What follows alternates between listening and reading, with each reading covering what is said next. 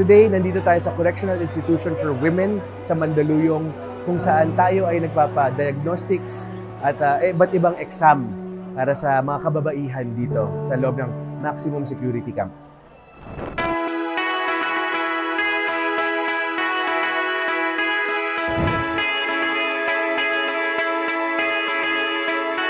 So itong medical mission na to ay ginagawa natin dito sa CIW sa Mandaluyong kasi priority natin na mabigyan ng access to healthcare yung mga PDLs natin ng kababaihan dito. Currently, there are around 3,000 plus inmates here in the correctional facility here in Mandaluyong.